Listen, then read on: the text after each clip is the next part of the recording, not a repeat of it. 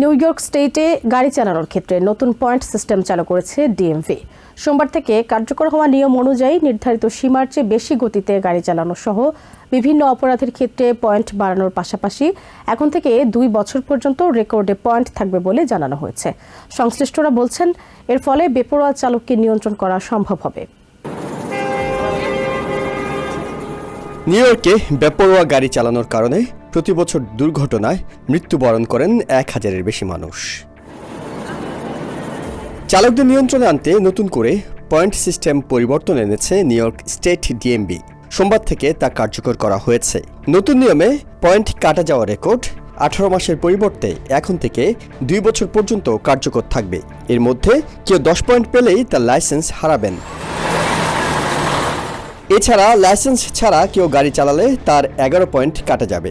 নির্ধারিত গতিসীমার 40 মাইল বেশি গতিতে গাড়ি চালালেও হারাবেন 11 পয়েন্ট।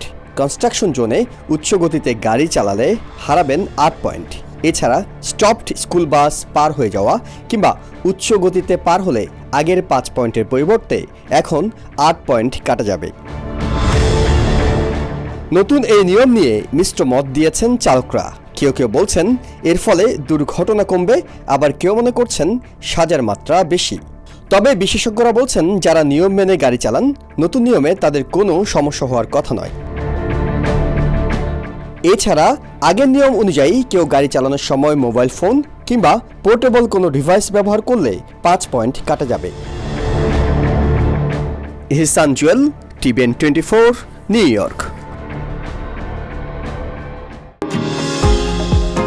নিউ ইয়র্ক থেকে সম্প্রচারিত TVN 24 টেলিভিশন বিশ্বজুড়ে বাঙালির কণ্ঠস্বর।